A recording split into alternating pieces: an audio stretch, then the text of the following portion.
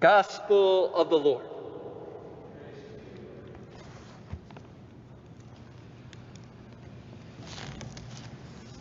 This story that we have on a moment of Jesus' ministry in Capernaum is an interesting one. And of course, we are aware that Capernaum was also the home of Peter. That's where Peter was from. That's where he resided with his wife and, according to the story, the legend, his mother-in-law. Right? They had extended homes back then. So most scholars believe that this incident happened at Peter's house. And can you imagine Peter's reaction when someone broke through his roof? This is the days before one had insurance on one's home. It must have been a spectacular moment as this paralytic is brought through the roof, as his four friends tear apart the ceiling in order to bring this man in need before Jesus. It must have been just a sight to behold. Indeed, I'm sure Peter thought many thoughts. The core of this gospel today is really a core or a message about the power of community. Indeed, when we hear this story about these four friends that bring this paralytic before Jesus, we are mindful that often, even in our own lives, our faith is often built upon the faith of others.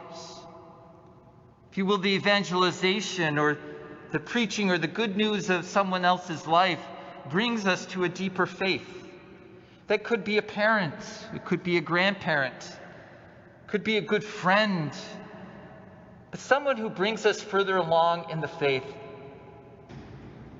So this gospel gives us a sense of the appreciation of community, how we're in this journey of faith and deeper transformation in Jesus Christ, and we're in it together, and that we support one another, even sometimes tearing apart a roof in order to bring us down to the place in the feet of Jesus.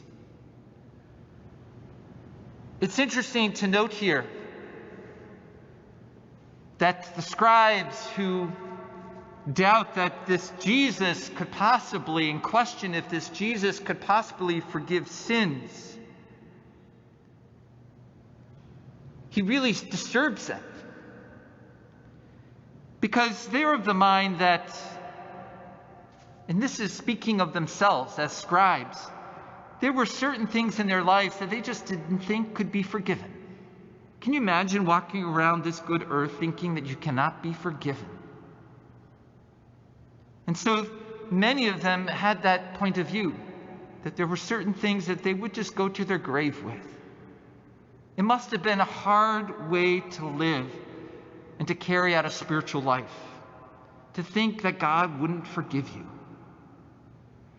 And so Jesus shows us in these friends of this paralytic that these friends are able to bring the paralytic to a place of forgiveness. While the scribes, they just can't seem to fathom it. That indeed others or Jesus could bring them to a place of liberation and peace and forgiveness.